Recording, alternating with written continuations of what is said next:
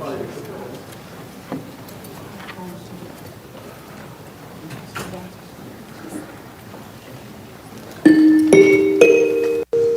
collègues, un grand bonjour à...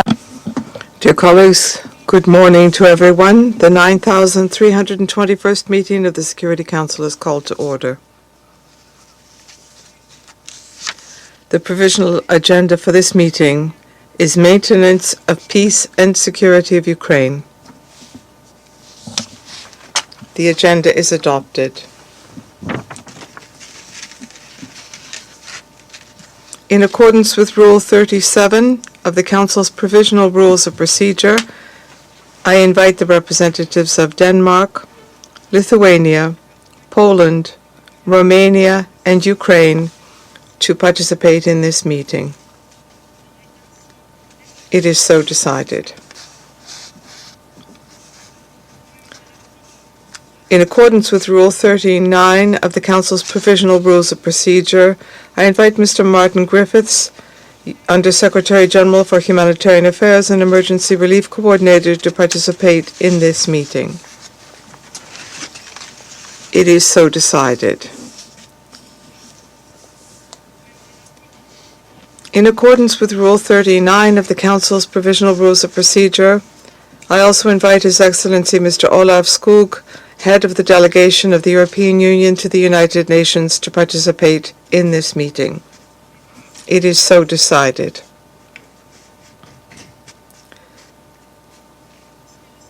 The Security Council will now begin its consideration of item 2 of the agenda. I now give the floor to Mr. Martin Griffiths. Madam President, thank you very much indeed, and I'm speaking to you from Geneva. When I last spoke to the Council about the situation in Ukraine in March, I highlighted then the humanitarian impact of the full-scale war, not only on the people of Ukraine, but on the wider world already struggling with a myriad of shocks. In that context, at that time, I emphasized the overwhelming need for a political solution to the war on Ukraine, and indeed peace, to be returned to its people. And I note with regret, therefore, shared I'm sure by all in this Council, that hostilities, including missile strikes, currently appear to be escalating on both sides of the front line. Air raid sirens continue to ring out in cities and towns across Ukraine. Civilians continue to seek protection in bunkers, some for days on end. And as Ukraine emerges from a hard winter, civilian casualties are rising to their highest levels in months. The High Commission for Human Rights has now verified a staggering 23,600 civilian casualties since February 2022, and we all know perfectly well that the actual toll is likely to be very much higher than that. Humanitarian impacts are extensive, as those of us who have had the awful privilege to visit Ukraine have seen firsthand. Many communities along the northeastern border with the Russian Federation and near the front line are encircled, cut off from water, food, and medical care by heavy ground fighting and blocked roads. Only last week in Kherson, where I visited some months back, residential buildings only last week, a school, an outpatient hospital, an elderly care facility were reportedly damaged, leaving scores of civilians needing shelter and health care. The missile strikes in Odessa hit a humanitarian storage warehouse. A Ukrainian Red Cross mobile hospital in Mykolaiv was also hit. Humanitarian supplies and vital medical equipment were destroyed. Fortunately, on those occasions, no humanitarian staff or volunteers were injured, but the threat to humanitarians and civilians represented by the latest wave of attacks, Madam President, is persistent.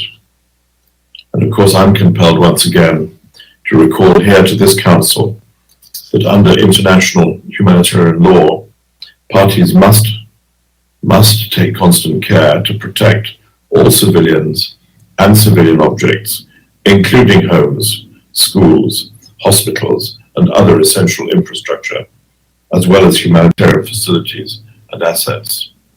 And even as though that law is breached, the essential quality of it must be a reminder for all of us.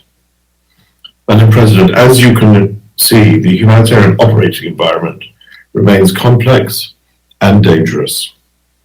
Nonetheless, thanks to the courage of humanitarian workers, particularly and mostly local workers, the United Nations and its partners, its national partners and its international partners continue to deliver life-saving assistance to frontline areas and elsewhere across Ukraine.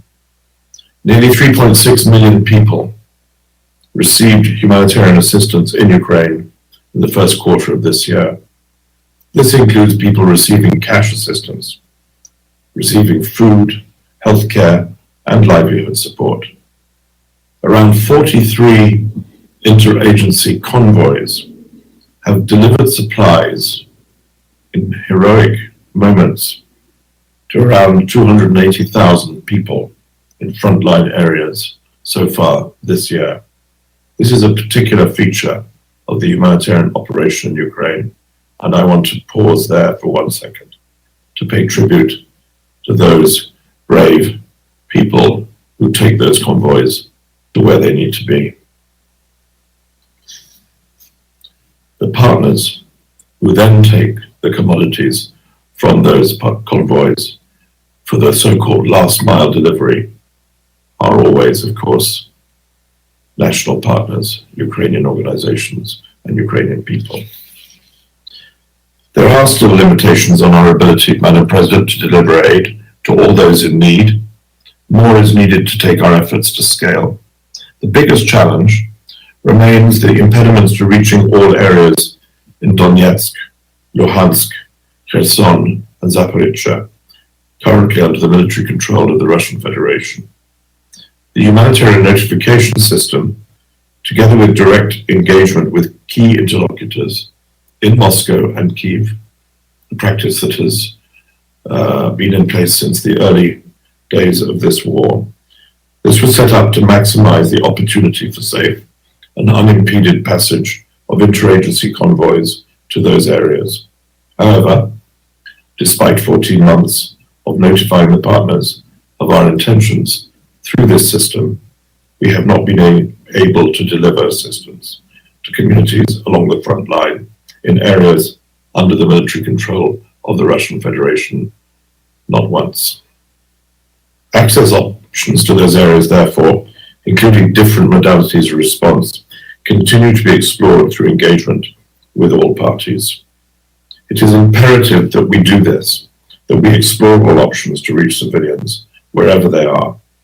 As I've said before, under international humanitarian law, all parties must allow safe and rapid and unimpeded passage of humanitarian relief for civilians in need, and must ensure that personnel engaged in that work must have the freedom of movement required for that work. Please, I urge the parties to reinforce and strengthen their facilitation efforts so that we can do that, so that we can reach all civilians in need.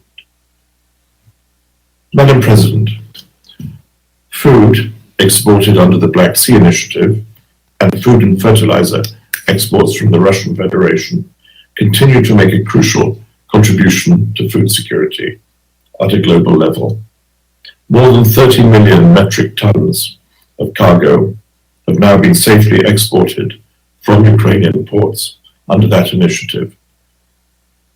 A quantity which was reached as we were together in Istanbul discussing the future of that initiative just the other day.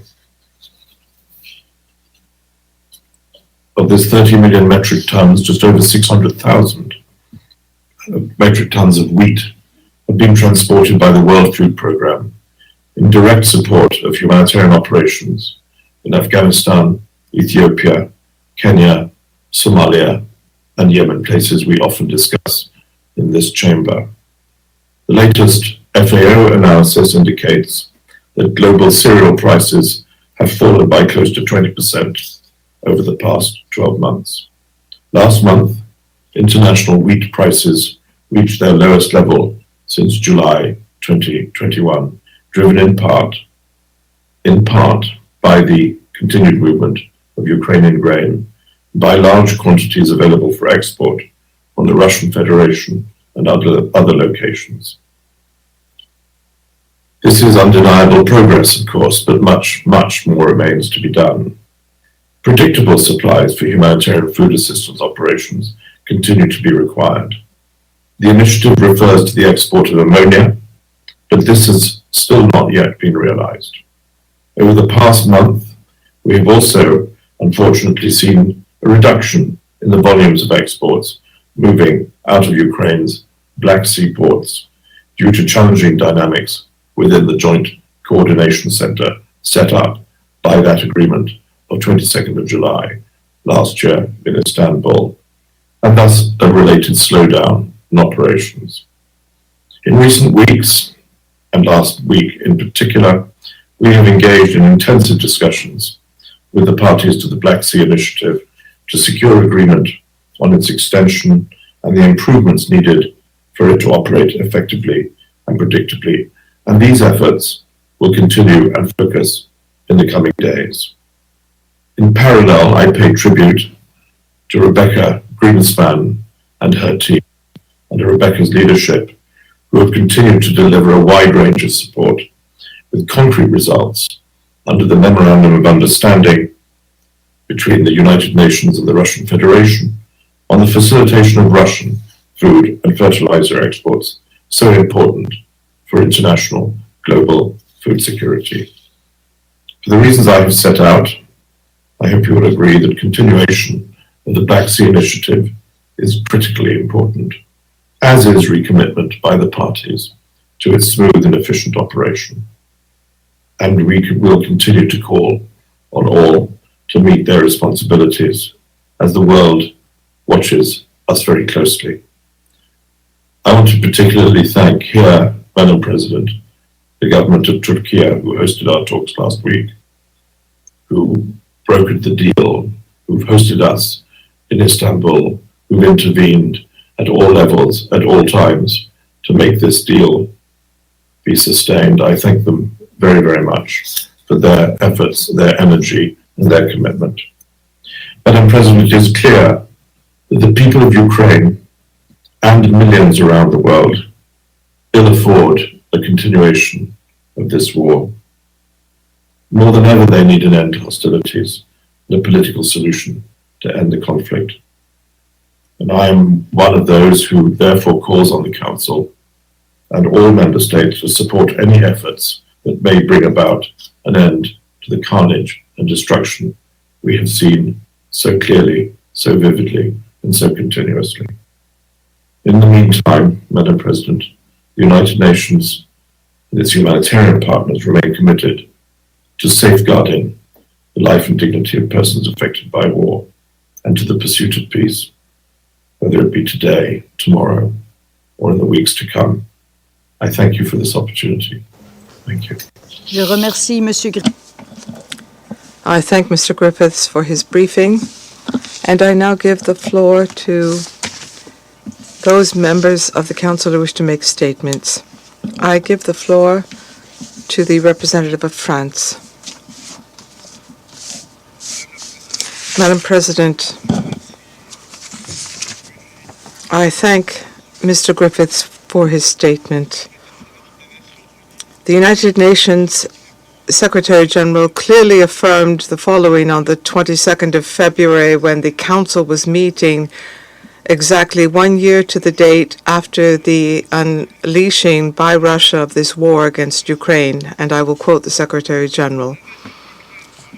Russia's invasion of Ukraine is an affront to our collective conscience. It is a violation of the UN Charter and of international law. It challenges the fundamental values and principles of our multilateral system. It is having dramatic humanitarian and human rights consequences. End of the quote. The toll of this war continues to rise. Since the 28th of April, the Russian army has resumed its large-scale airstrikes throughout the Ukrainian territory. Russian aggression has already led to 23,000 civilian victims, including 1,000 children. This figure only represents a fraction of the real toll. It is difficult to verify the figures, particularly in hard-to-reach temporarily occupied zones temporarily occupied by Russia. Journalists covering the conflict courageously in order to determine the facts have also been exposed, as we have tragically seen with the death of the French journalist Armand Soldin.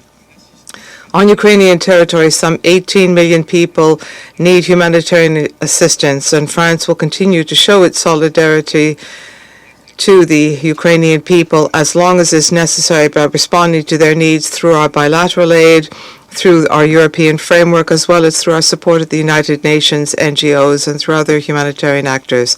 Madam President, since February 2022, the Russian authorities have carried out countless violations of international humanitarian law and international human rights law. These are tantamount to war crimes, even crimes against humanity. It has intentionally targeted the civilian population and infrastructure. These crimes perpetrated against civilians, killings, rapes, deliberate attacks against hospitals, schools, maternity clinics have led to forced displacements of the population, and deportations and forced transfers of children cannot go unpunished. We must combat impunity because there is no lasting peace without justice. France is resolutely determined to ensure that those responsible for these massive exactions in the Russian aggression against Ukraine will be held accountable for their acts and brought to justice. It has recently made a donation of a second mobile DNA analysis lab to Ukraine to facilitate documentation of these crimes. The Russian war of aggression against Ukraine has considerable negative repercussions on this country and on the world, and Russia is solely responsible. By invading Ukraine, Russia worsened global security and malnutrition. By restricting maritime exports via the Black Sea, Russia has chosen to exploit the vulnerabilities of some countries who are vulnerable to the grain market fluctuations. We call on Russia not to oppose the Black Sea Grain Initiative, benefiting the most vulnerable people. France will continue with its European partners to act to reduce food insecurity, and we will do this primarily through EU solidarity corridors, which have allowed for the export by land and sea of more than 32 million tons of grain and other foodstuffs. Madam President, I will conclude by quoting the Secretary General of the United Nations once again. He has continued to recall that the Charter is clear and the position of this organization is unequivocal. The war carried out by Russia, and I quote, has no place in our modern world, and it must not be accepted. It is high time to step back from the brink. End of the quote. We know that a just and lasting peace must be based on the UN Charter and on international law. France will continue to stand by Ukraine to make sure that that happens. Thank you. I thank the representative of France for his statement, and I now give the floor to the representative of Ecuador. Madam President, I thank you for having convened this meeting at the request of France and Ecuador. I'm also grateful to the USG for Humanitarian Affairs and Emergency Relief Coordinator, Mr. Martin Griffiths, for his very enlightening briefing. Once again, I reiterate my delegation's recognition of the valuable work done by OCHA on the ground, and we also recognize the efforts of the UNHCR, the ICRC, humanitarian organizations as well, who are working in a very risky environment. And we call on the Russian Federation to facilitate safe access to the territory temporarily under its control, as Mr. Griffiths has mentioned. With some 15 million people on the move between refugees and internally displaced persons, the humanitarian conditions continue to deteriorate and the needs continue to grow due to ongoing hostilities. This situation of displacement primarily affects women and girls. They are the ones who are most exposed to violence and abuse, including sexual violence. Moreover, millions of people who have returned to their homes continue to face the challenges of limited services, to be exposed to destroyed critical infrastructure, and they face the stress of instability. And the figures show that millions of civilians have died and have been wounded. The civilian figures continue to grow, as Mr. Griffiths has told us. We insist on the need for the parties to strictly respect their obligations stemming from international humanitarian law. Moreover, we reiterate the urgent need to put an end to the use of explosives in populated areas, and we regret the fact that explosive weapons, high-impact explosive weapons, have been the cause of 92.5% of the civilian victims in Ukraine. We are also concerned about contamination due to mines and explosive remnants. With at least 700 critical infrastructure installations that have been damaged or destroyed, we regret the new escalation of attacks and bombings in recent weeks is further jeopardizing access to basic services and again primarily impacts women, girls, and boys. We are concerned at the very serious humanitarian crisis that millions of civilians are facing due to the intensive fighting in Marinka, Uledar, and Kurakhove in the Ukrainian province of Donetsk. We express our condolences to France at the death of the French journalist Armand Soldin from the AFP agency on the 9th of May near Bakhmut in the east of Ukraine as a result of hostilities involving missiles. This has added to the tragedy which this conflict has represented for journalism as well. We recognize the significant role of reporters in documenting and disseminating the reality of the war. Madam President, distinguished colleagues, we continue to be concerned about the specter of a nuclear catastrophe, particularly in Zaporizhia, and we call on the parties to take all necessary measures to preserve the nuclear plant and to make sure that no accidents happen. We express our support for the efforts of the IAEA, and we call on this Council unambiguously to support the IAEA. Next week, we will commemorate the 5th anniversary of Resolution 2417, with which this Council urged all parties to guarantee the proper functioning of food systems and markets in armed conflict situations. And we also urged all parties to protect civilians and goods required for the production and distribution of food. Moreover, we continue to regret the impact of this military aggression on global food security. And in this context,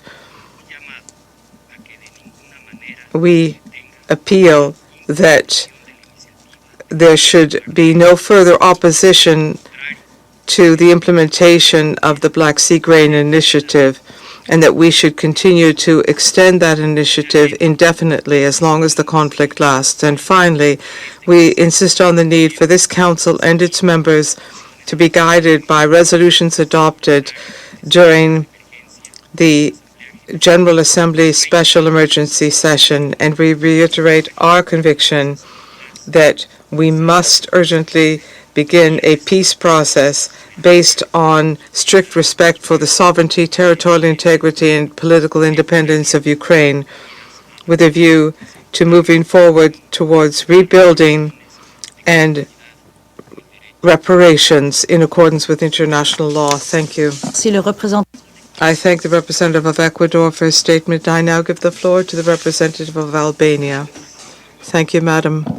I thank USG Griffiths for his update.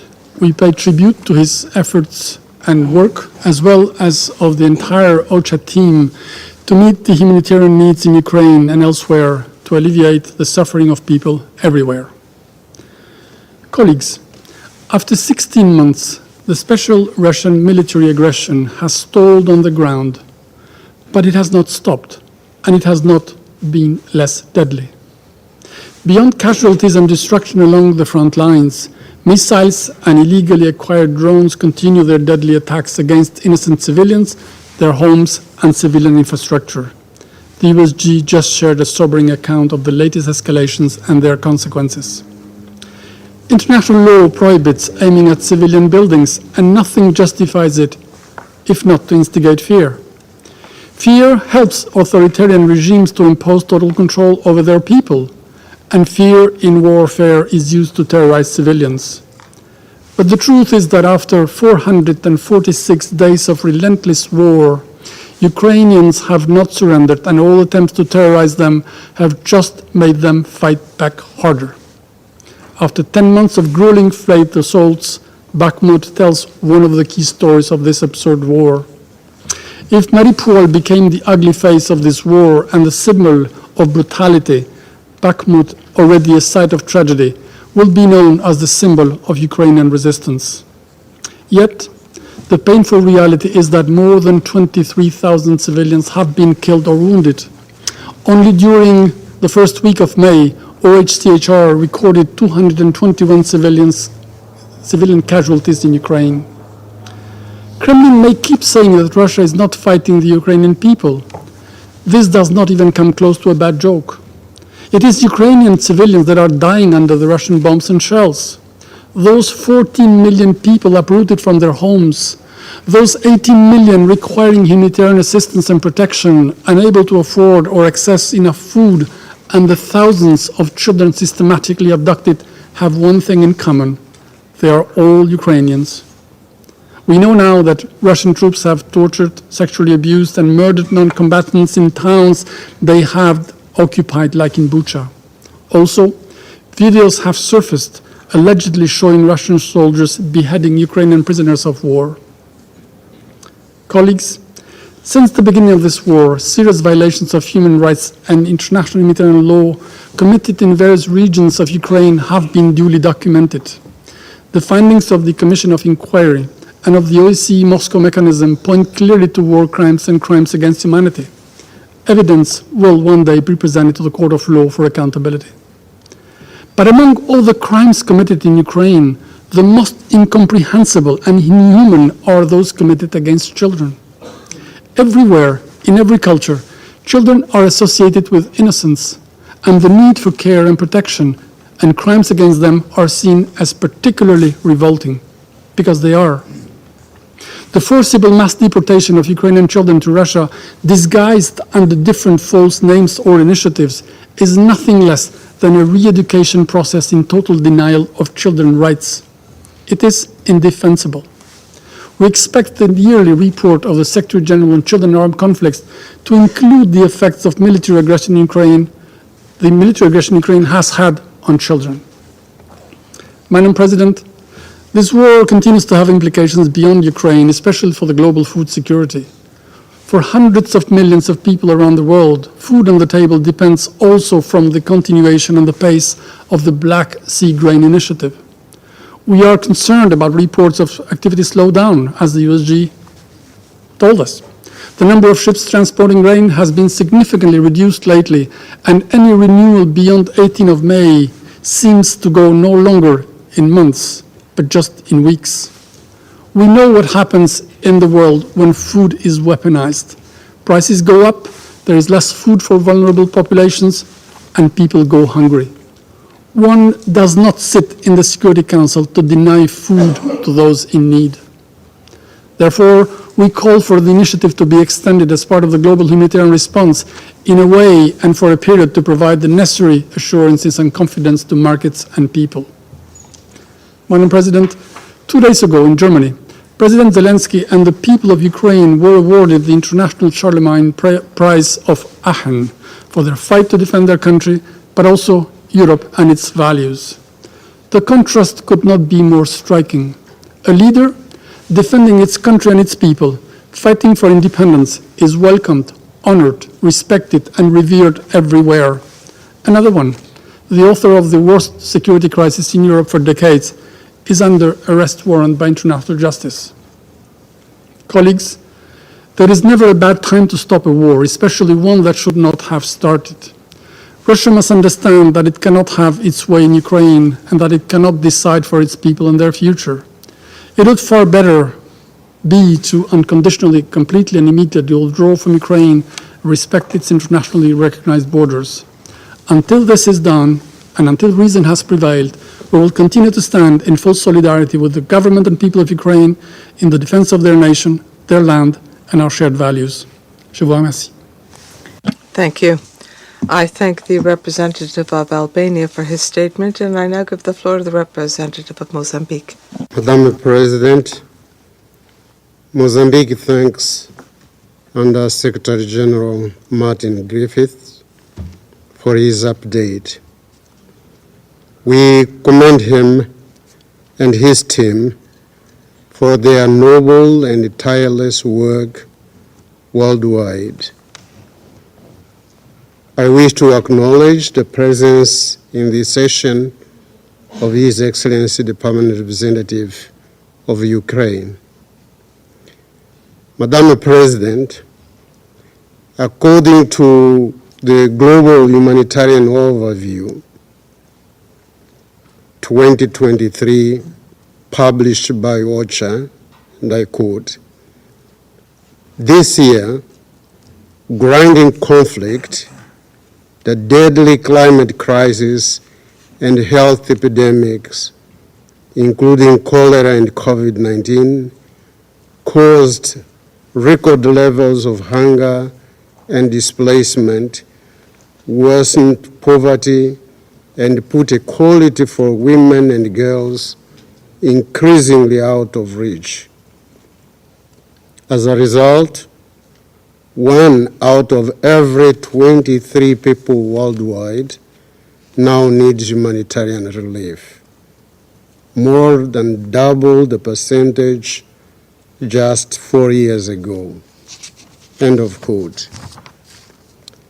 This is a bleak and terrible scenario, and it is heartbreaking to know that conflicts remain the major driver of humanitarian crisis, and more so in Ukraine.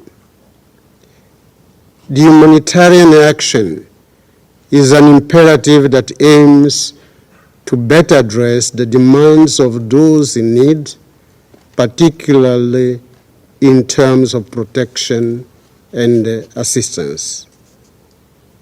Madam President, notwithstanding all existing international legal framework that govern the protection of civilians, including the humanitarian dimension, guaranteeing effective protection of civilians in conflicts remains a formidable challenge. It is our principled position that humanitarian work must be given a high priority.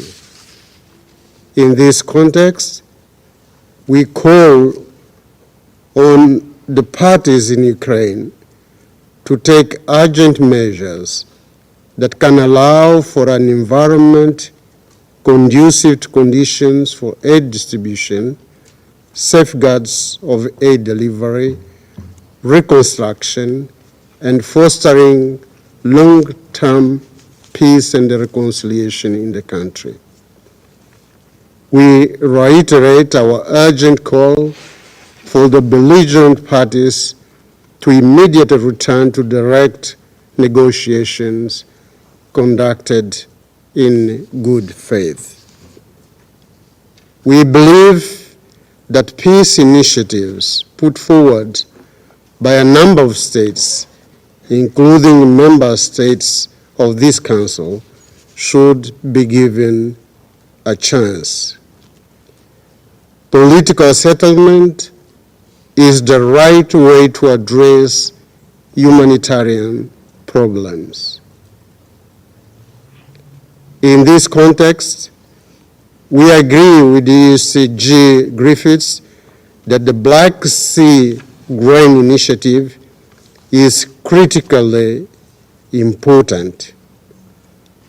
We therefore call for the Black Sea Grain Initiative, which is due to expire this week, to be renewed, improved, and expanded in line with the findings of the Secretary General's Global Crisis Response Group on Food, Energy, and Finance. And I thank you, Madam President. Je remercie le représentant. I thank the representative of Mozambique. I now give the floor to the representative of the Russian Federation. Madam President, at the very beginning of my statement, we would like to note the hypocrisy underlying today's meeting of Security Council on the humanitarian situation in Ukraine. In April, we didn't have meetings on this topic for a month. There was no interest in the situation in Ukraine by France and Ecuador or other Western delegations, was not seen. But today we can see that EU members have lined up to read out their similar statements and tick that box. And this is yet another illustration of the fact that there is no genuine concern with the fate of people who live in Ukraine, and even less with those who live in the liberated territories of Donbass. Western delegations were not concerned about the situation of ordinary people there since 2014 either. Nor will we hear today, unfortunately, any expression of sorrow with the fact that on the 28th of April, Ukrainians once again conducted a horrendous shelling of Donetsk, and they were targeting a regular bus full of people. It burned out completely. 9 people died, including a child. Expertise showed that this shelling was conducted using high explosive missiles for MLRS manufactured in Slovakia. And the same shells are also being used to shell the Donetsk Cathedral during the Easter services. Our briefer today didn't say a word about that either. So where is your commitment to the protection of civilians then? Or are these the wrong kinds of civilians? The responsibility for these crimes belongs not only with the Kiev regime, but also with those who supply the regime with weapons. Furthermore, every day we think that the level of pumping Ukraine with weaponry has reached its limits. We receive new information about the new heavy and sophisticated weaponry from the West. MLRS, depleted uranium, long-range rocket systems, hundreds of tanks, etc. And we will revert to this issue in the course of the meeting that we requested on this topic on the 18th of May. All of this weaponry, which is being provided by some, including member states of Security Council, who are so concerned about the humanitarian consequences of the conflict in Ukraine, this weaponry on a daily basis kills civilians, women and children, destroy health facilities in DPR, Alera, Zaporozhye, and Kherson Oblast. The entire military potential of NATO is targeting them, and the Kiev authorities openly boast that legally they have the right to destroy everything that's located in these territories. Once again, we would like to say this to those who have said that already, or will say this later on. The military of the Russian Federation is not fighting the civilians, and it's not subjecting them to targeted strikes, unlike the Ukrainian armed forces. The Western countries are well known for their love to the topic of the issue of combating impunity, especially if this does not cover their own crimes. They think they got away with the millions of civilians killed in Afghanistan, Iraq, Libya, and other countries.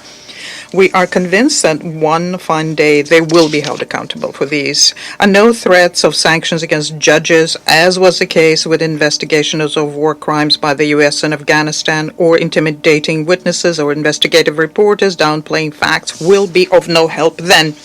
We can already see that developing countries are rejecting, those developing countries which are neutral in Ukraine, that they're rejecting the pressure being exerted upon them. And we are convinced that they are now tired of justifying every one of their steps and their appeals for peace. Annalena Baerbock recently said that the potential weapons supplies by third countries into Russia are unacceptable because they can be considered tantamount to participation in the conflict. Well, what about the fact that the entire military machine of the West is now fueling the war? This is yet another confession showing the West's participation in the conflict. With the forbearance of Western patrons, Kiev does not shy away from openly terrorist methods either.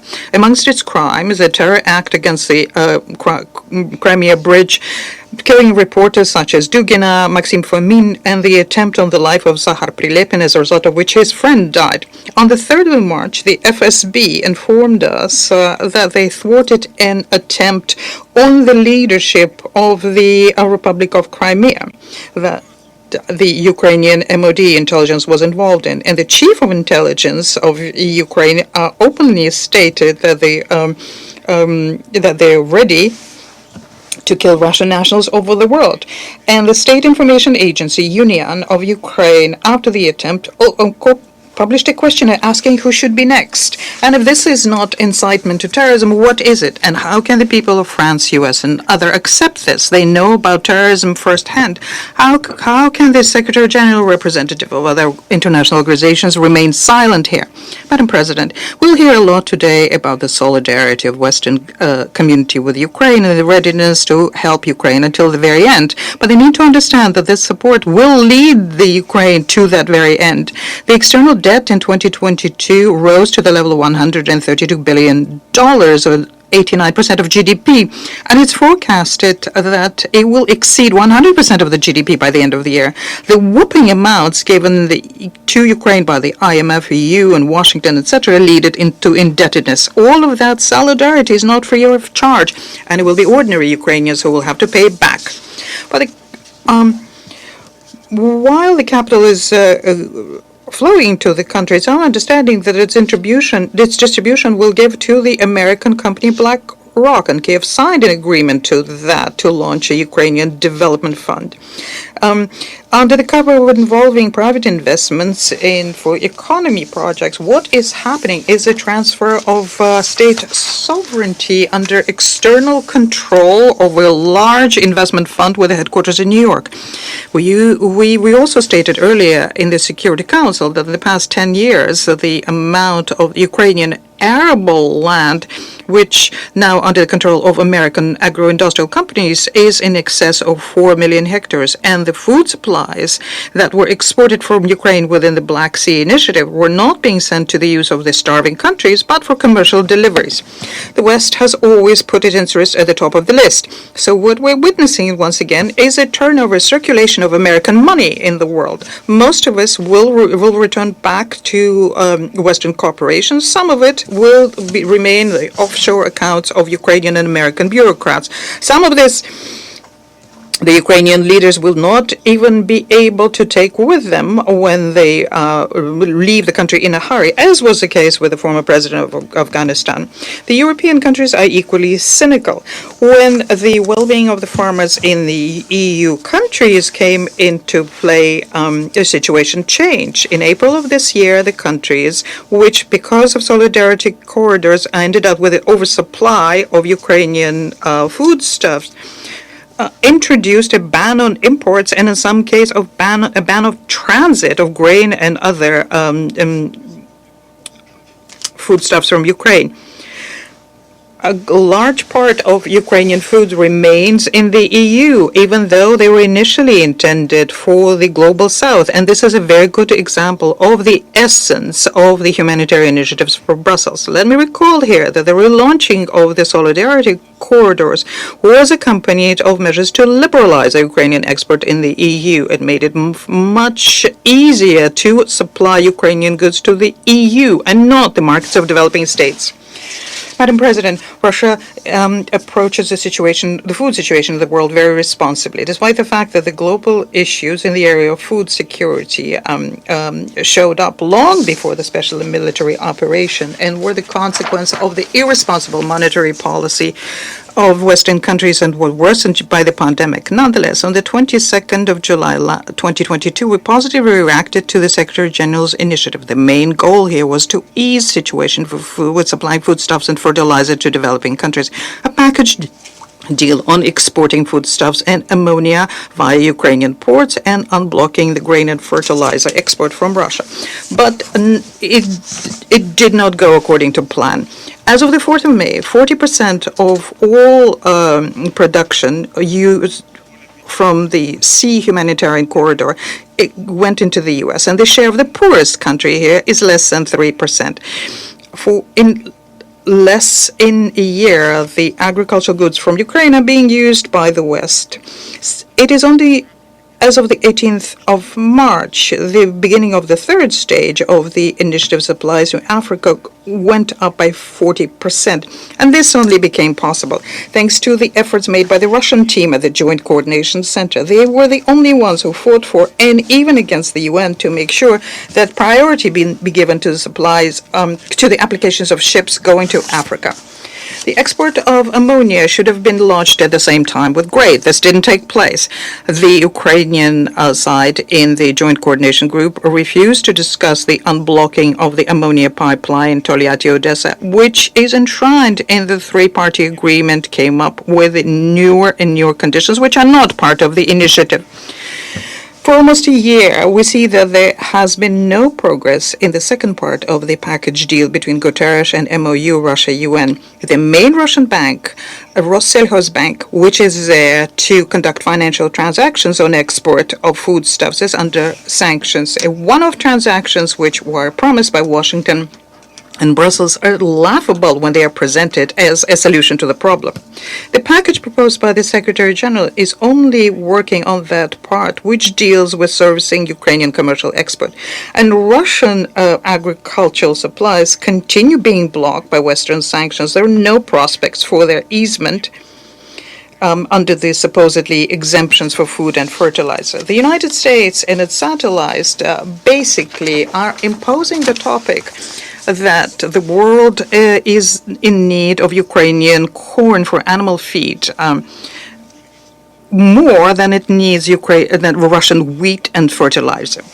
As we know, last week in Istanbul, four-party high-level talks on the future of the Black Sea Initiative took place, and contacts continue on this.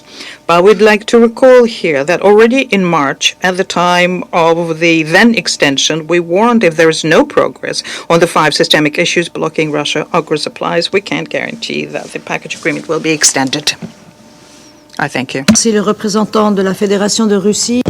I thank the representative of the Russian Federation. I now give the floor to the representative of Japan. Madam President, I thank Mr. Martin Griffiths for his insightful briefing. It is with profound concern that we continue to witness Russia's ongoing aggression against Ukraine, constituting a flagrant violation of international law, including the UN Charter. Russia should stop the war they started. Japan denounces Russia's attacks on civilian infrastructure and urban centers across Ukraine. The attacks on housing complexes, hospitals, schools, energy facilities, and other essential installations for life jeopardizes the welfare and future of the Ukrainian people. We once again recall that indiscriminate attack on innocent civilian population constitute a war crime. There must be no impunity for war crimes and other acts of atrocities. Russia must be held accountable. We further condemn all violations of international humanitarian law and human rights abuses, urging all parties to the conflict to uphold international humanitarian principles. To restore a just and lasting peace in Ukraine, Japan is committed to the rapid recovery and reconstruction of Ukraine. We will continue to steadily implement humanitarian, financial, and other assistance totaling $7.6 billion to support Ukraine in various fields, including electricity, mine actions, and agriculture. Madam President, challenges we face today are very complex, but Russia's aggression against Ukraine has exacerbated the global food security crisis and caused high inflation. To respond to this urgent issue, the Black Sea Grain Initiative has played a pivotal role in mitigating the repercussions on the world's food supply. The initiative has adeptly facilitated the export of over 30 million metric tons of grain from Ukraine ports, allocating over 56% of these food exports to developing countries. Consequently, the initiative has not only contributed to the reduction of global food prices, but also provided essential support to those severely affected by the war, particularly in developing countries. Japan commends the unwavering dedication of the Secretary General, Mr. Griffiths, and Ms. Greenspan to upholding the initiative's continuity and integrity. We also extend our appreciation to the government of Turkey for their diplomatic and operational assistance to the initiative. In line with the efforts to prevent further deterioration of food crisis, Japan actively contributes to providing emergency food assistance and enhancing the resilience of the international community, including vulnerable member states, and has so far committed over $250 million of assistance. It is truly regrettable that Russia opposed to a 120-day automatic extension of the initiative in March. It is also deeply concerning that since May the 1st, the JCC inspection rate has dropped significantly, indicating not only Russia's unwillingness to facilitate inspections and the movements of ships, but also the intention to suspend the initiative. The prospect of suspension is alarming, as it disregards the potential catastrophic consequences for global food supplies. To avert global hunger and tackle food insecurity, we must ensure the safe and smooth passage of vessels transporting grains, related foodstuffs, and fertilizers from designated Ukrainian ports by sustaining the initiative's operations. Japan calls on all relevant parties, particularly Russia, to act responsibly to ensure the continuation of the initiative. Madam President, the anguish endured by Ukraine and the subsequent strain on global food security must cease. Japan reaffirms its unwavering dedication to providing comprehensive support and standing in solidarity with the people of Ukraine. We pledge to continue our endeavors to secure global food supplies, thereby contributing to stabilizing global markets, preventing poverty, containing social instability, and maintenance of international peace and security. I thank you. Je remercie le... I thank the representative of Japan for their statement, and now give the floor to the representative of Gabon. Madame la Présidente, Thank you, Madam President. I would like to thank the Undersecretary General Martin Defense for the information they've just shared with us on the humanitarian situation in Ukraine. I welcome the participation of the representative of Ukraine in this meeting and of the delegation of the EU and the representative of Romania, Poland, Lithuania, and Denmark. Madam President, in the 15th month of the war in Ukraine, the toll of this deadly conflict in terms of losses, suffering, and human distress continues growing. Civilians and civilian infrastructures continue being targeted in combat, and numerous population displacements is something that we're witnessing. It's impossible for civilians to remain in place. Despite the international commitment to help, humanitarian assistance could not reach all of the people in need. And the recent assessment by OCHA say that 17.6 million needed in 2023. We welcome the work done by the specialized agencies of the United Nations and all of the organizations in the field who are meeting the humanitarian needs under difficult conditions. We acknowledge their efforts to come to the need urgently and time after time under shelling, and the many kinds of help they provide to the people who need their help when they're fleeing or remaining in place. We call on parties to facilitate access to humanitarian convoys in all areas of conflict, in particular those which are closest to the front line, the hardest hit. The people who do not participate in combat, in particular the vulnerable, such as children, the sick, or the elderly, should be able to access the basic services such as water, electricity, or medication. We reiterate our constant appeal to belligerents to uphold their obligations under international humanitarian law, not to target essential civilian infrastructure, to abstain from using weapons with indiscriminate effect, which inflict suffering on the civilians or can lead to lasting damage, in particular through their environmental effects. In particular, we underscore the need for the combatants to abstain from using mines or cluster munitions or remote weaponry, and to undertake maximum precautions so as to minimize their effect on civilians, in particular women, children, and the most vulnerable. Madam President, the scope of security challenges, which are overlapping in several hotbeds of tension, puts international solidarity to a test and makes difficult humanitarian intervention. The HCR issued an alarm against a shortage of food, water, and medications. When it comes to the need for funding of the FAO intervention plan for 2023 in Ukraine, its amount is $205 million in 2023. And the international economy impacted by various crises, other armed conflicts, humanitarian dire situations, in particular having to do with the growing food insecurity.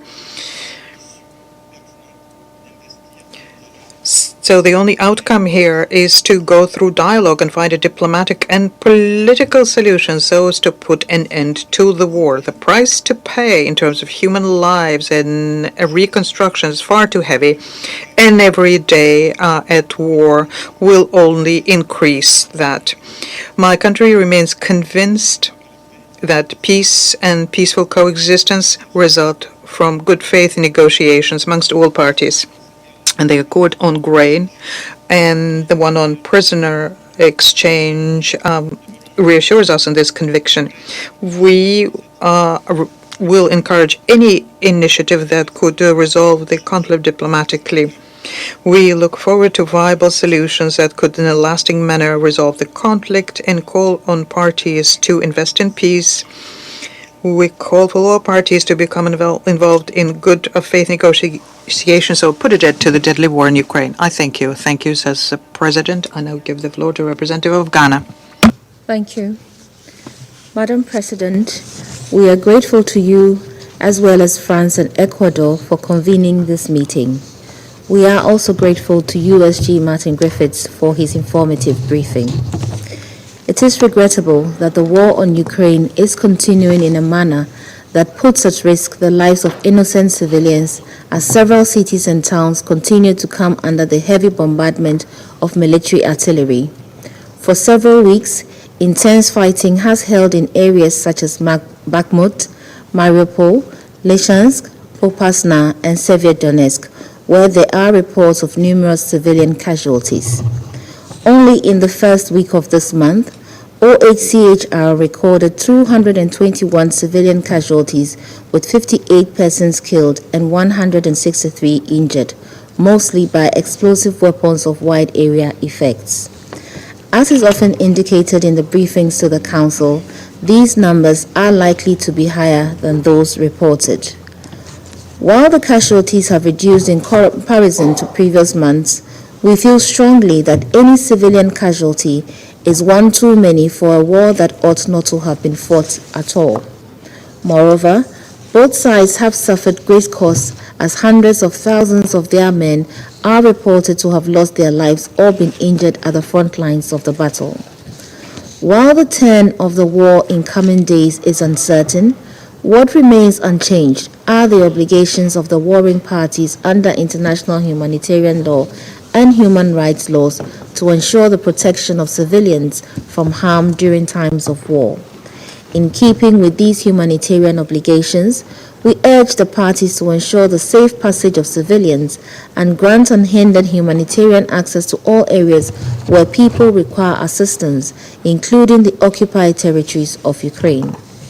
We caution against deliberate attacks on civilian populated areas, as well as the destruction of civilian infrastructure, especially energy and water installations, homes, medical centers, schools, and marketplaces, whose destruction heightened the vulnerabilities of civilians and worsened their difficult circumstances. We are grateful for the continuing commitment of the United Nations humanitarian agencies and other partners for their indispensable efforts in placating the impact of the war on innocent lives.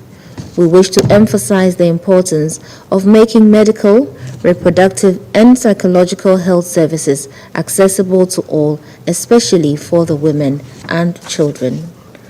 We thank the leadership of the United Nations and Turkey for their efforts in support of the Black Sea Grain Initiative and join the calls that its further renewal would be helpful in assuaging market commodity concerns.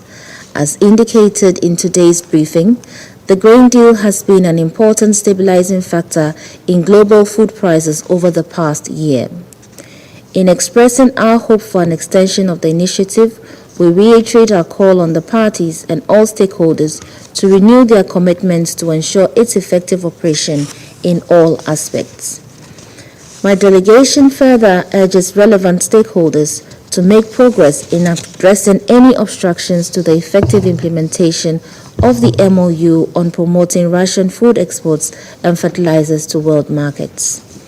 Following the recent evacuation of settlements around the Zaporizhzhia nuclear power plant, an action that has heightened uncertainty among residents and also abroad, we share in the concerns raised about the staffing conditions at the plant and express our support for the ongoing consultations led by the IAEA to secure the protection of the power plant. We wish to reiterate the absolute necessity of nuclear safety and security in Ukraine, and further reiterate that there can be no winners in a nuclearized conflict. We therefore appeal for such capabilities not to be postured in the course of the conflict in the interest of all humanity.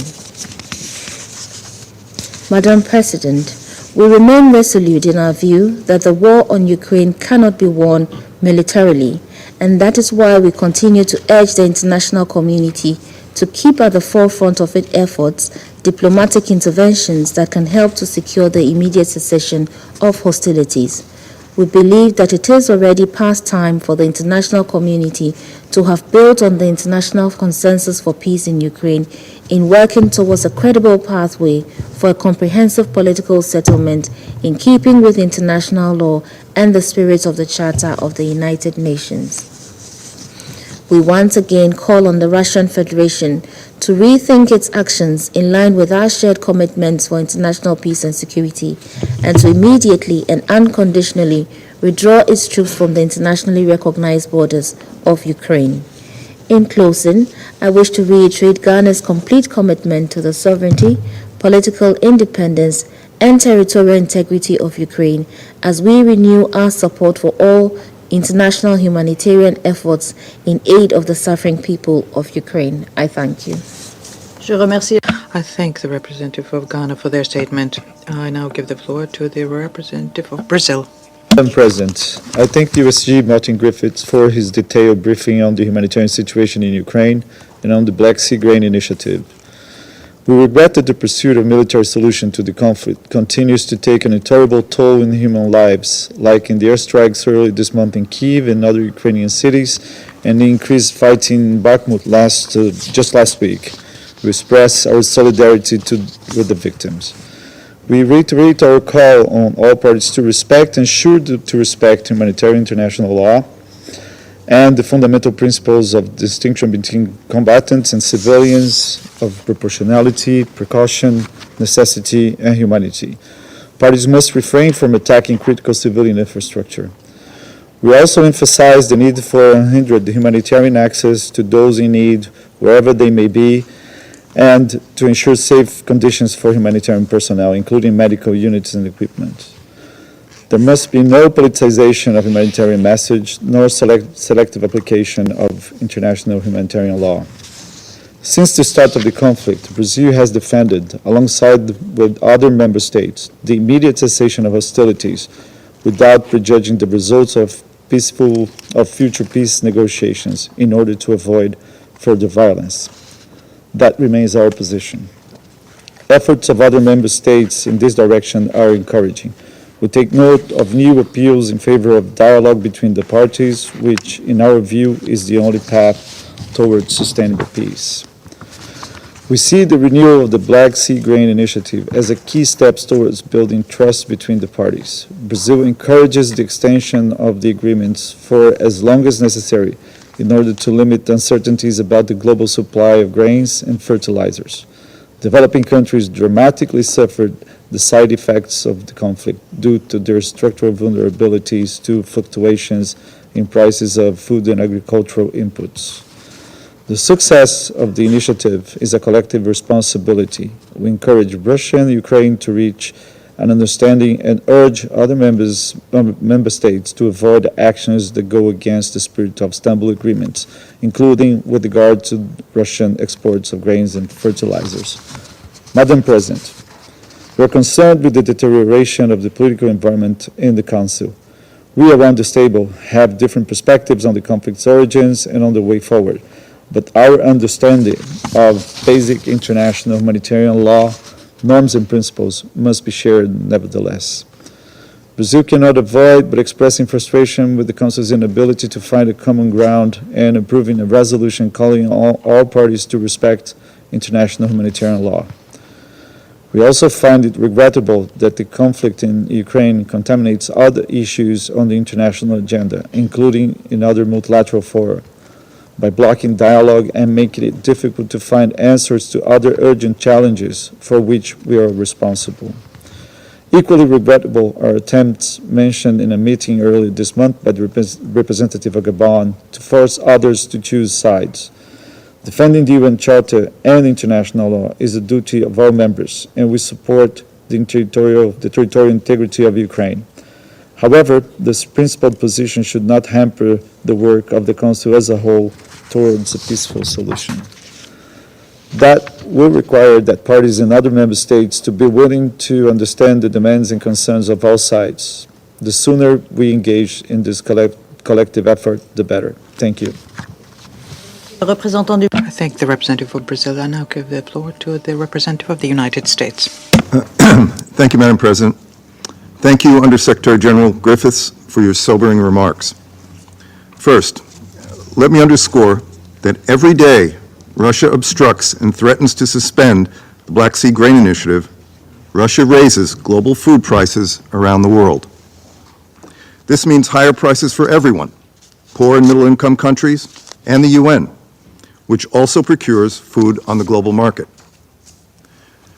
We heard the UN say many times, as we heard from Undersecretary General Griffiths just now, that the initiative is critical to stabilizing global food prices and getting food to the world's hungry. Despite this, Russia has stopped discharging its commitments to the United Nations and Turkey.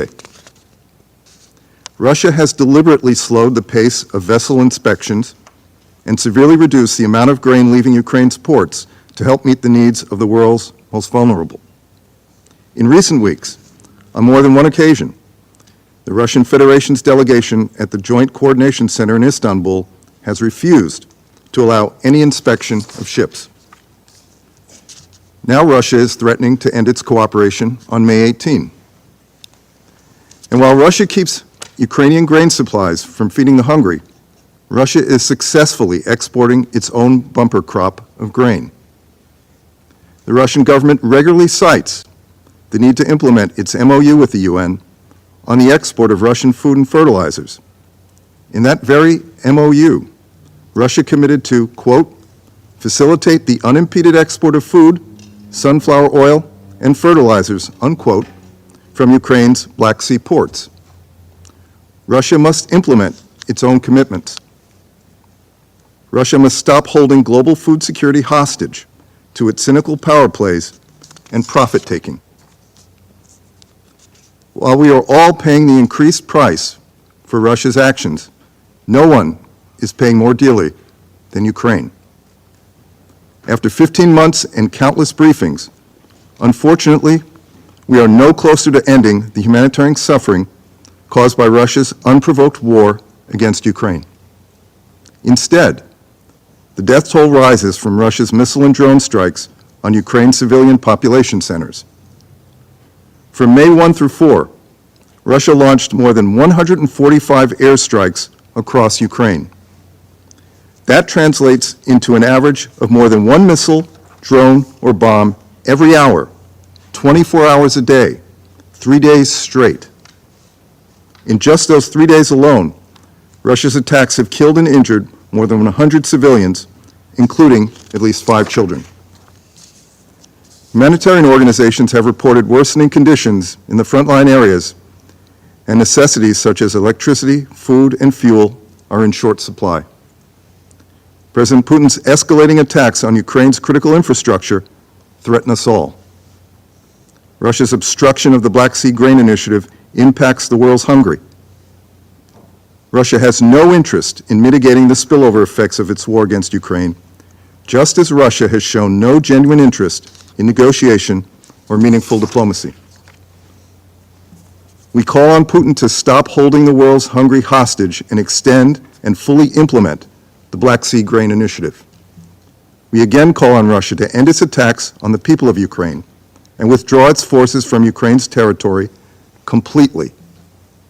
Russia alone has the power to end the war it senselessly started. Thank you, Madam President. I thank the representative of the United States and now give the floor to the representative of Malta.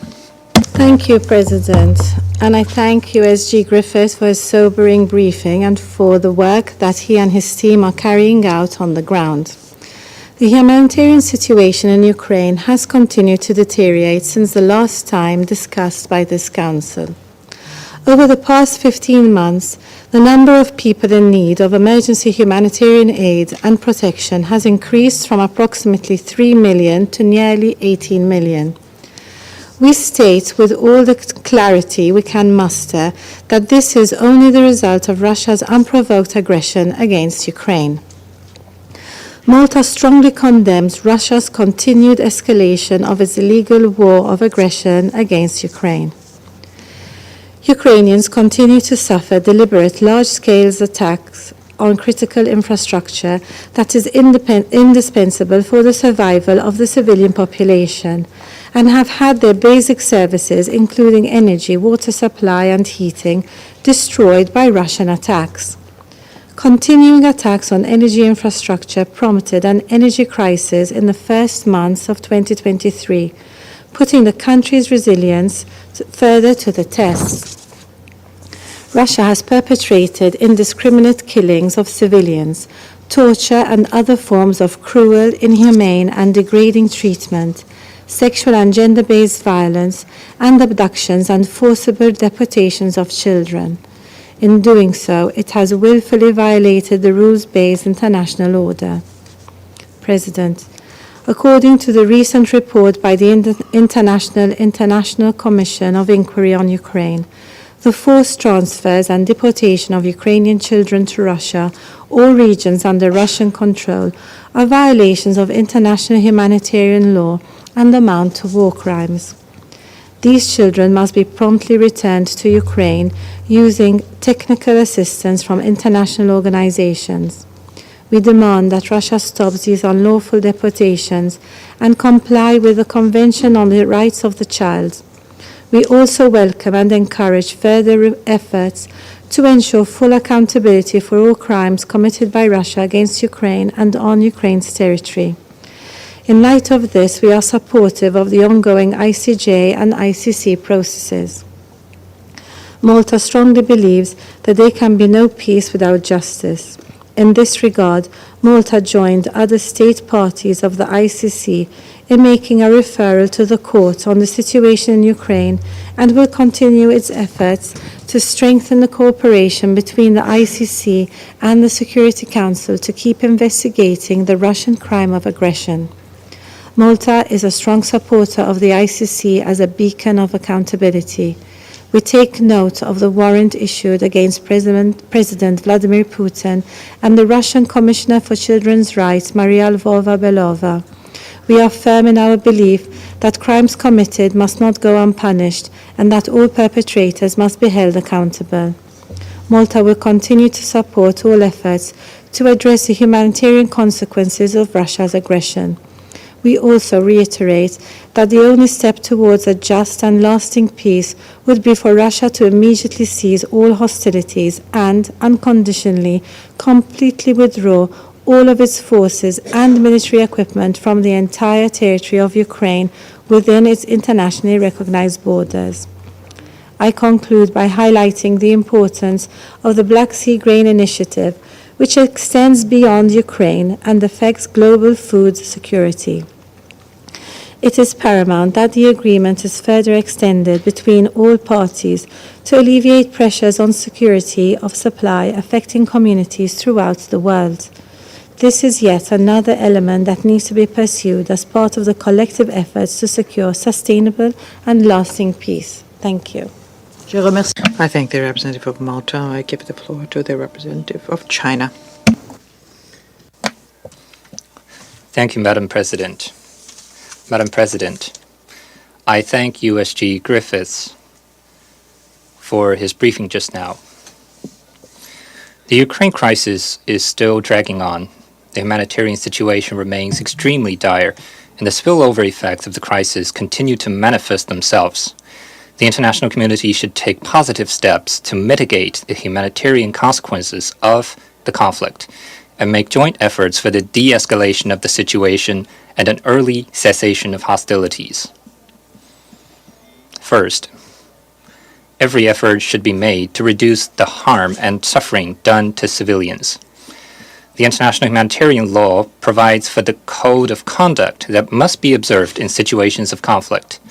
Parties to the conflict should spare no effort in protecting the safety of civilians and civilian facilities.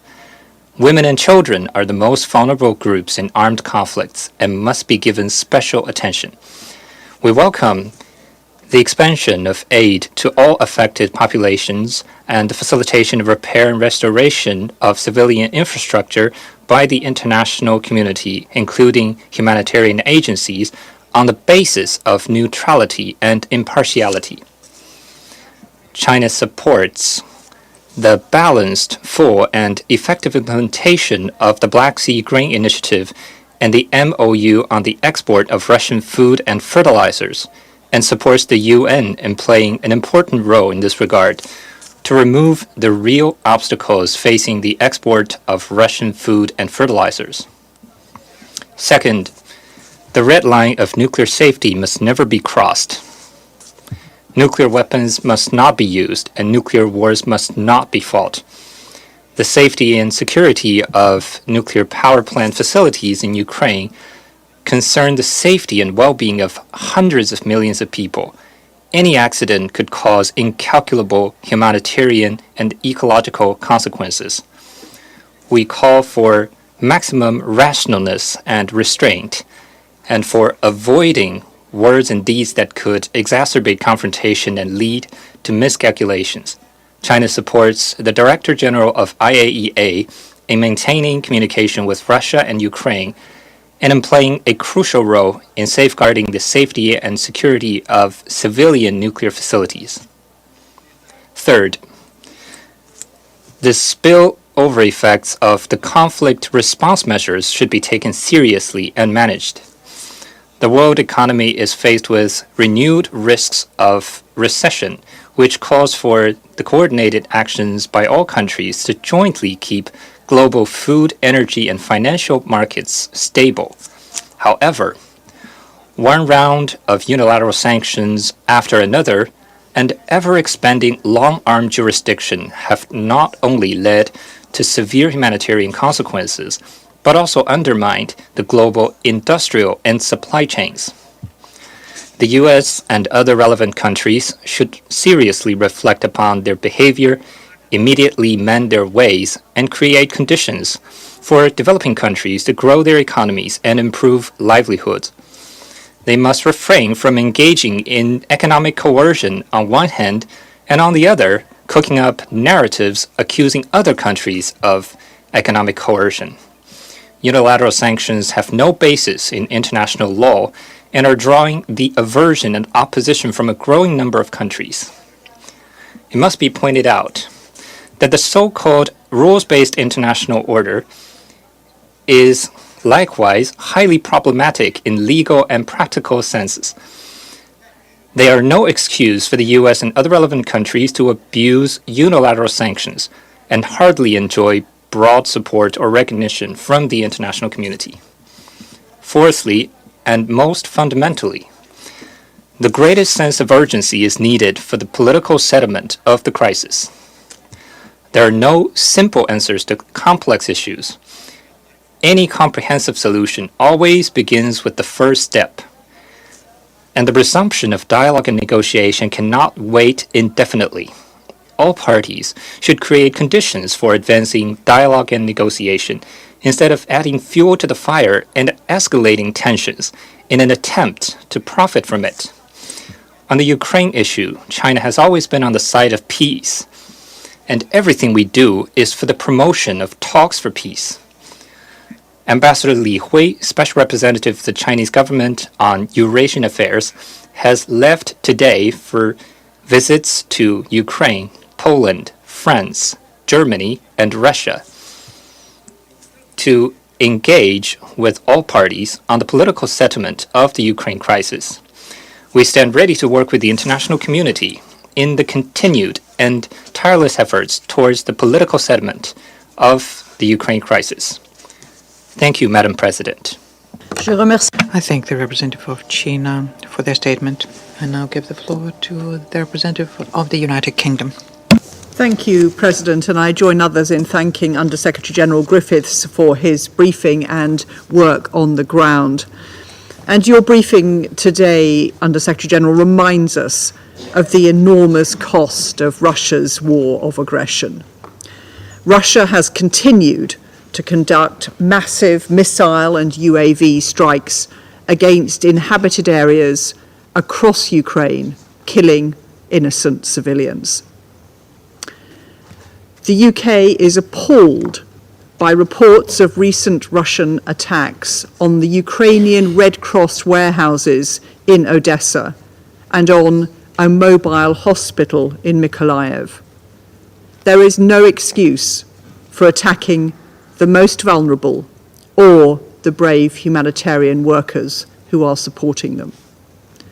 So we call on Russia to abide by international humanitarian law, in particular to observe the distinction between combatants and civilians. Ukrainian civilians, indeed all civilians, should be protected by all combatants.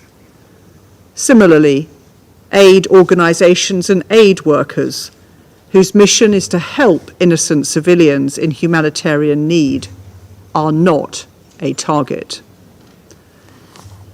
In Russian-occupied areas of Ukraine, an estimated 4 million people are living in dire, forlorn conditions.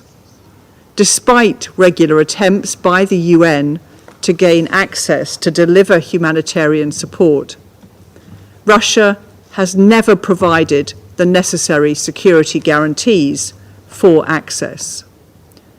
We continue to call for unimpeded and sustained humanitarian access to the people of Ukraine. We call on Russia to stop denying access and cease its attacks on critical infrastructure and residential areas.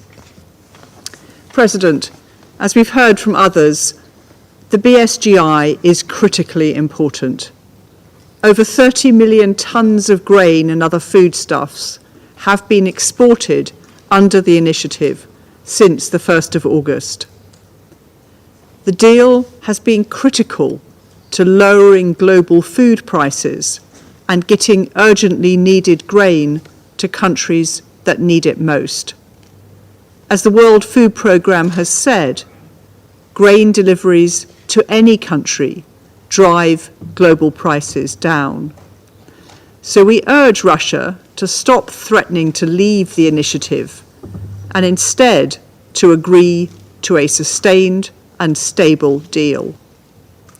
In the meantime, Russia continues to block and delay ship inspections. This obstruction harms global food security by delaying shipments, restricting supplies, and keeping prices high for food importing countries. Finally, President, the UK is fully committed to holding Russia to account for its illegal actions in Ukraine. We will continue to support independent investigations into the atrocities committed in Ukraine as part of a just and sustained peace. Thank you. I thank the representative of the United Kingdom, and I now give the floor to the representative of the United Arab Emirates. Madam President, I would like to join others in thanking Under-Secretary General Griffiths for his informative briefing today. Mr. Griffiths, your sobering report is not only a reminder of the importance of why we are here, but what we must do our utmost to avoid, losing our sense of urgency surrounding this conflict. Neither should we stand idly by as this war transforms into a protracted conflict of several years. The consequences are too grave for all of us. Yet fighting has been continuous and unending, with the price being paid by civilians who bear the brunt of the suffering. The scale of devastation and the dire humanitarian situation in Ukraine cannot be truly conveyed in the numbers we have heard today. In the past 14 months of war, there have been over 23,000 verified civilian casualties, and the actual figure is likely to be considerably higher. 18 million people are in need of humanitarian assistance, more than 8 million people are refugees across Europe, and an additional 5 million people have been displaced inside Ukraine. Humanitarian access must therefore be ensured in order to allow much-needed aid to reach civilians caught in the fighting. In recent weeks, there has been a noticeable uptick of missile and drone strikes that have damaged or destroyed civilian infrastructure. Humanitarian facilities have been hit. Last week, a Ukrainian Red Cross warehouse and mobile health clinic were destroyed. We once again reiterate our call on the parties to the conflict to abide by their obligations under international humanitarian law. Civilian objects must never be the target of an attack. The UAE continues to provide humanitarian assistance to those impacted by the conflict, including a donation of ambulances recently. We also continue to support civilian energy needs. We have sent 2,500 generators and are sending additional energy-efficient power supplies in the coming period. Madam President, the war in Ukraine has had far-reaching consequences beyond the battlefield, as the ripple effects have exacerbated global food crises. The Black Sea Grain Initiative has proven vital against this backdrop. The world has seen the safe export of over 30 million metric tons of grain and foodstuffs from Ukraine since the beginning of the initiative. These efforts thus far have successfully contributed to alleviating the mounting pressure on global food prices and the inevitable knock-on effects of a destabilized food system on the world's poorest. We are encouraged that this vital initiative continues and commend the earnest efforts of the United Nations and Turkey to bring all parties to the table in order to find solutions on the outstanding issues.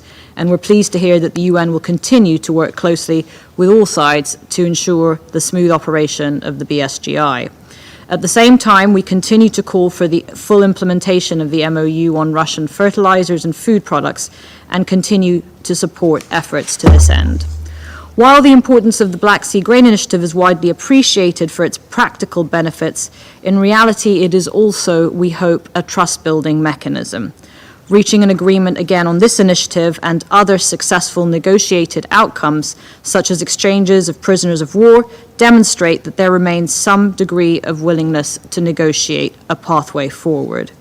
We are cautiously hopeful that such efforts can be a conduit for building trust between all parties and may serve to remind all parties of the benefits of peace. Madam President, the UAE has consistently held that there is no viable military solution to this war, and we will not waver in this belief. We call for de-escalation, diplomacy, and dialogue as the way forward. The international community should rally behind all efforts that lead to the cessation of hostilities and pave the way for a just and lasting peace, one that respects Ukraine's sovereignty, independence, and territorial integrity. Thank you, Madam President. Je remercie. I thank the representative of the United Arab Emirates, and I shall now make a statement in my capacity as the representative of Switzerland. I'd like to begin by thanking USG Martin Griffiths, not just for his briefing, but also for all of his work and the work of his team, both in Ukraine and on Ukraine. In May, this council traditionally focuses on the protection of the civilian population, a legal obligation for any party to an armed conflict, and yet, after 15 months of war, we must note that the civilian population in Ukraine continues to pay a price that is far too painful. In recent days, the Ukrainian population has had to endure, yet again, multiple waves of attacks. Russian missiles and drones have hit Ukrainian towns in various regions of Ukraine. In Kherson, attacks hit a train station and a supermarket during rush hour. They killed or injured dozens of persons. In Odessa, the Ukrainian Red Cross warehouse was destroyed, as was its mobile clinic in Mykolaiv. In Thermopyl, a humanitarian warehouse was also destroyed by Russian strikes last Saturday. Switzerland strongly condemns these attacks. I reiterate once again, civilian persons and objects are not targets. We call for the respect of international humanitarian law. The parties to the conflict have the responsibility to take all possible measures to protect the civilian population.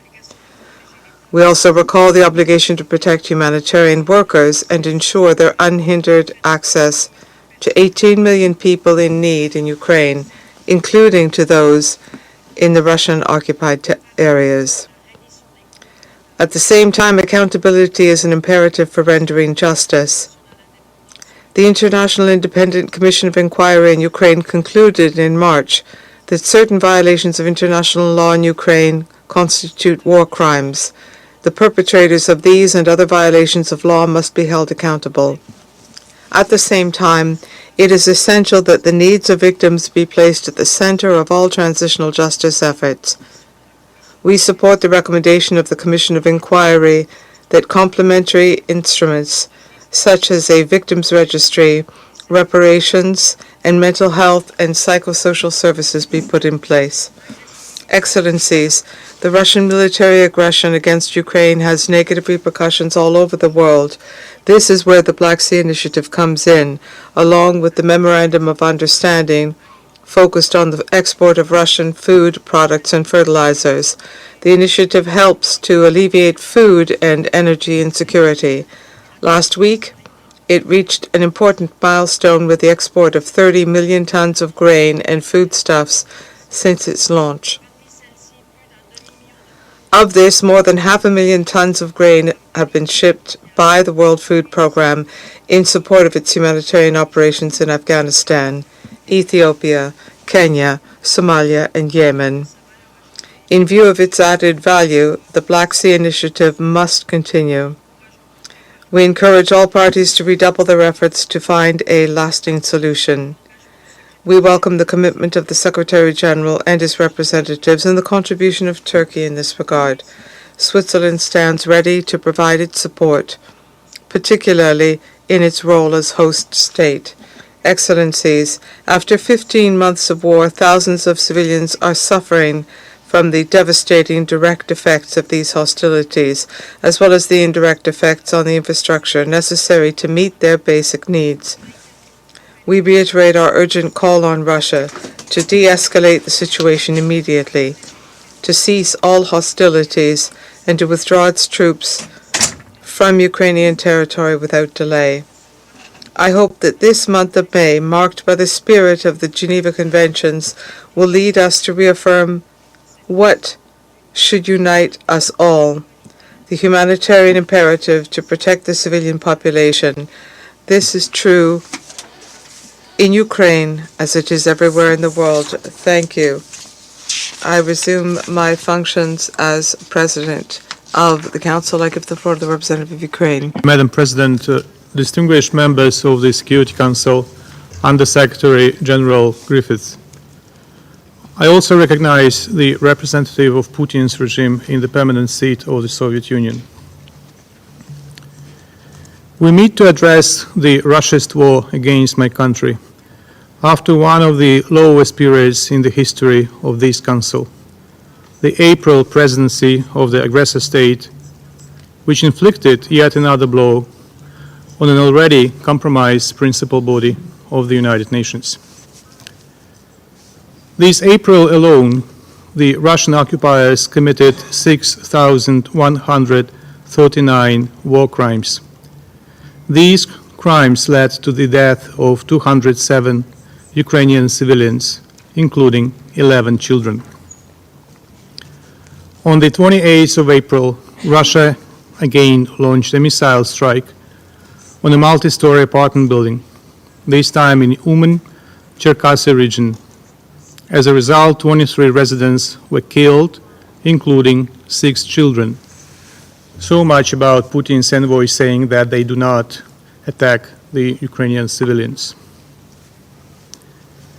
Many of you have seen the heartbreaking video footage from Uman, where people desperately waited for hours near the rubble for their loved ones to be retrieved. In Russia, the TV audience watched this footage on the state propaganda channel Russia 1. Meanwhile, the Russia's Ministry of War posted on social media, "Right on target." Indeed, since day one of the Russian invasion, regardless of the torrent of lies from the Russia's representative in the Council, innocent civilians have been a deliberate target for Russian weapons and a permitted object for Russian crimes. Russism and its disciples, including in this chamber, have defied logic, all laws of non-contradiction, and all semblance of decency. 2 days later, on the 1st of May, another Ukrainian child, a 14-year-old boy, was killed in the village of Lizunivka, Chernihiv region, by a Russian air bomb that also destroyed the local school. This attack was another case of the cowardly and despicable terror tactics that the Russian army applies widely against the northern Ukrainian regions liberated a year ago, air bombing of Ukrainian border settlements from Russian airspace. Just like any other terrorist, the Russian servicemen do not care where these bombs finally fall. The main thing is that they must sow death and destruction. Terror against the liberated areas has become a hallmark of the Russian army. On the 3rd of May, in Kherson region alone, Russia killed 23 people. 49 were wounded in a store, railway station, gas station, their homes. On the 7th of May, a Russian missile strike damaged a mobile hospital in Mykolaiv region, which also belonged to the Red Cross of Ukraine. Since the beginning of the full-fledged Russian invasion, 25 facilities of the Red Cross of Ukraine have been damaged or destroyed. On the 9th of May, a massive barrage of 25 missiles slammed into the Ukrainian cities. The day before, on the 8th of May, Ukrainian Air Force were able to down all 35 Iranian drones launched by Russia. Also, on the 8th of May, Russian missiles completely destroyed a warehouse of the Red Cross of Ukraine in Odessa, with all the humanitarian aid there. One employee was killed. As a result of the attack, Odessa branch of the Red Cross of Ukraine was compelled to suspend the provision of humanitarian aid and the implementation of a number of humanitarian projects. We are grateful to our friends and allies who literally saved the lives of Ukrainians by helping us to reinforce our air defense. This enabled us to shoot down 23 out of 25 missiles. Yet more needs to be done to fully protect our skies and civilians. This weekend, Ukrainians also had to spend their time with air raid sirens sounding in the background as Russia launched massive new attacks using dozens of Iranian drones, cruise missiles, and S-300 rockets. The cities of Khmelnytsky, Ternopil, Mykolaiv, Kharkiv, and Konstantinivka in Donetsk region suffered human casualties and serious damage to civilian infrastructure. Colleagues, in addition to the immediate harm caused to millions of Ukrainians by the Russian war, the long-term effects of displacement, trauma, and poverty will be felt for years to come. The most vulnerable suffer the most. Russia is violating the fundamental principles of child protection in wartime. As a result of the Russia's aggression, 480 children have been killed and 967 injured. To date, 13 cases of sexual violence against children have been verified by the Office of Prosecutor General of Ukraine in Donetsk, Kyiv, Kherson, Mykolaiv, and Chernihiv region. The real numbers are definitely higher, and our law enforcement continues the investigation. Russia's attacks have damaged 3,185 educational institutions, of which 330 were destroyed. In total, 1,412 healthcare objects and 577 healthcare facilities have been damaged, of which 258 facilities were destroyed. According to UNICEF country team report, education for an estimated 5.7 million children has been disrupted. 1.5 million children face mental health issues. The forceful deportation of children is nothing but a well-planned Kremlin policy aimed at aggressive indoctrination, ethnic identification change, and the deprivation of Ukraine of its future generation. To date, the Ukrainian authorities have identified 19,393 children deported or abducted to the Russian Federation or to the territories of Ukraine temporarily occupied by Russia. Nearly 4,390 of them are orphans or children without parental care. It has been possible to return only 364 children. We note with concern that Russia has reportedly intensified its deportation and abduction practices in the occupied territories under the guise of so-called evacuation.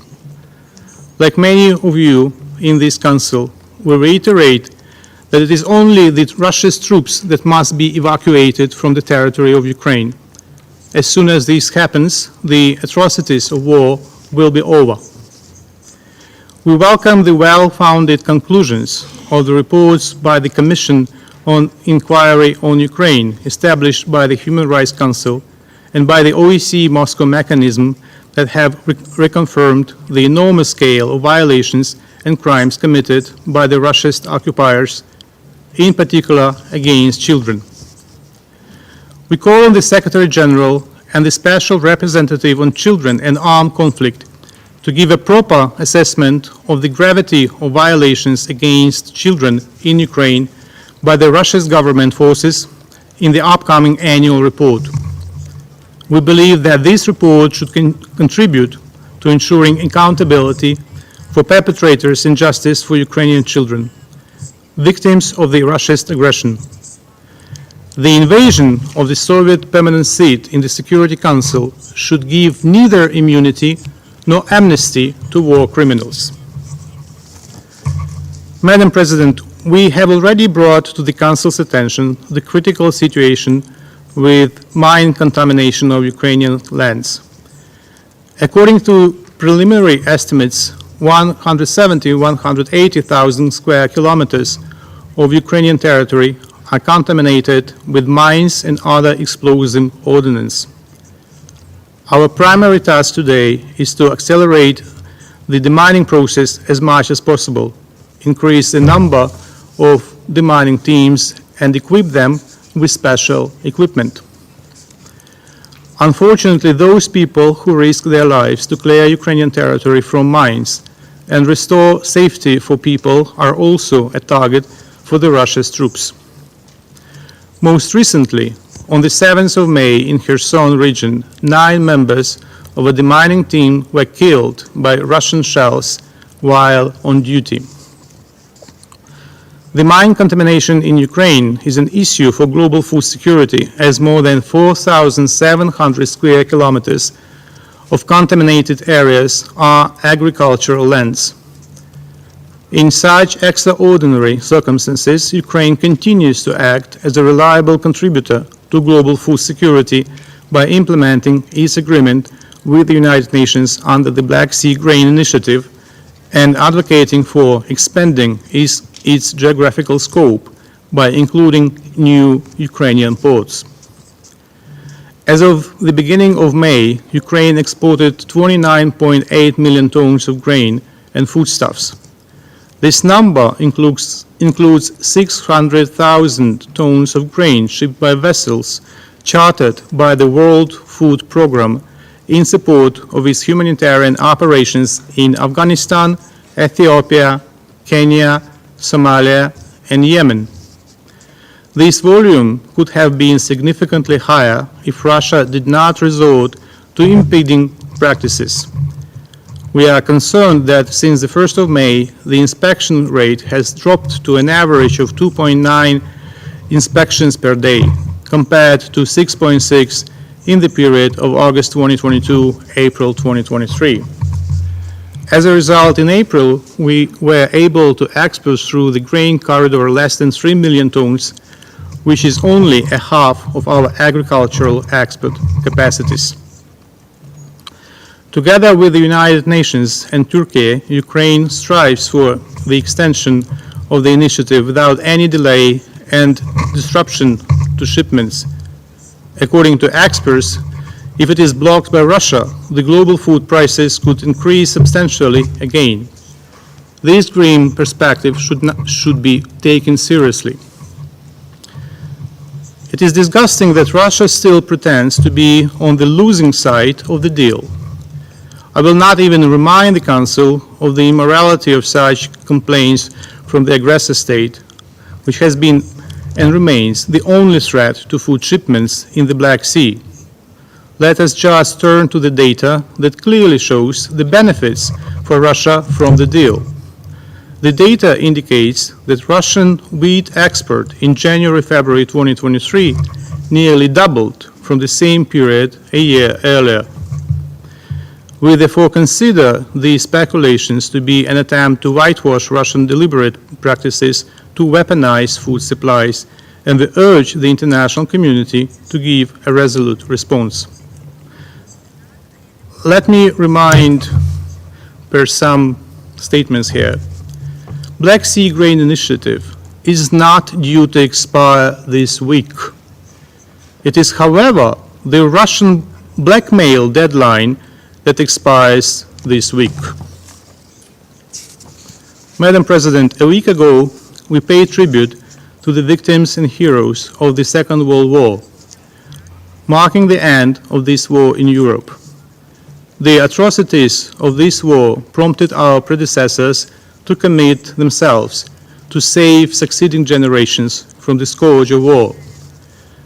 Now in Ukraine, Russia reminds us that our commemoration slogan, "Never Again," is still a goal to be achieved.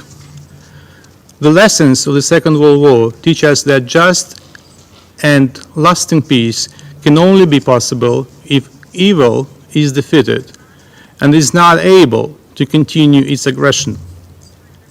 Any attempt to appease the aggressor at the expense of its victims will only protract and broaden the scope of the tragedy.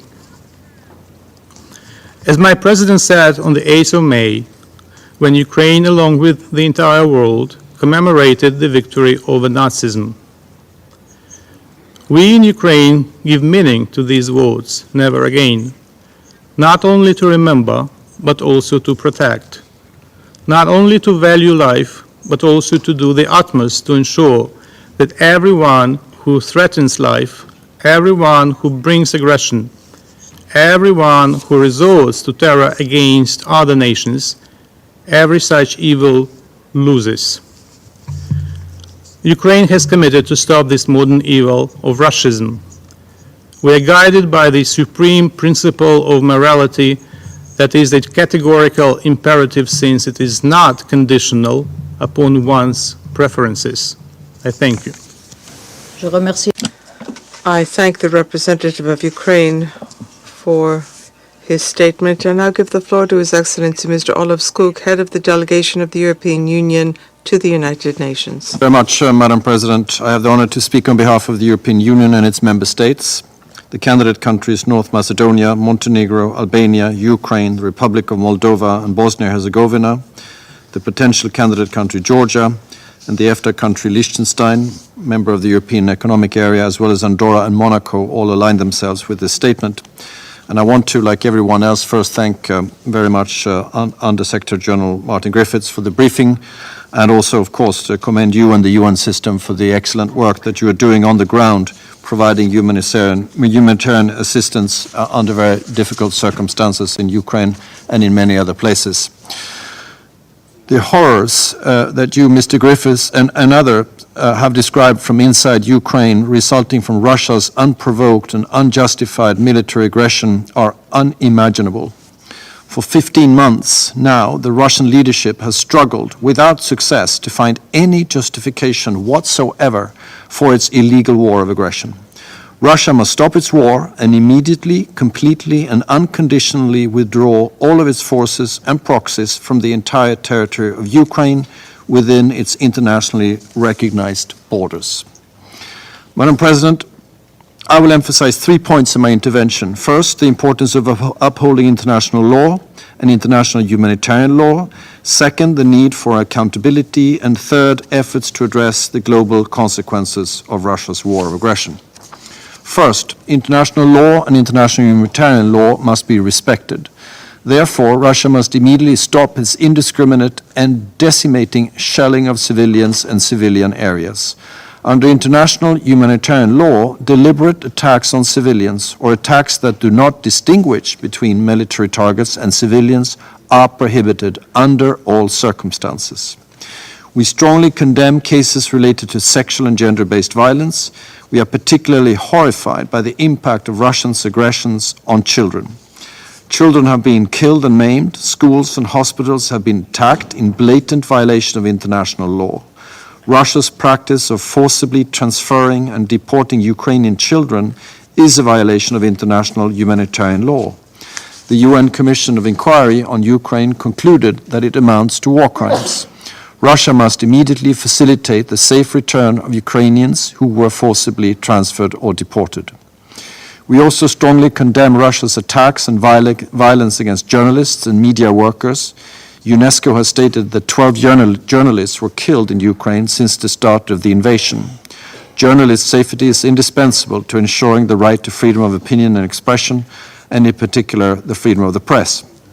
We urge Russia to enable safe, rapid, and unhindered humanitarian access to populations in need of assistance, in particular into the temporarily occupied territories through the front lines. It is imperative that the safety of humanitarian workers is ensured. Second, there can be no impunity for the commanders, perpetrators, and accomplices of atrocities. The EU is firmly committed to ensuring full accountability for war crimes and the other most serious crimes committed in connection with Russia's war of aggression against Ukraine, including through the establishment of an appropriate mechanism for the prosecution of the crime of aggression. We welcome the creation of the new International Center for Prosecution of the Crime of Aggression against Ukraine in The Hague, and we reiterate our support for the investigations of the prosecutor of the International Criminal Court. We're also fully supportive of the establishment of an international mechanism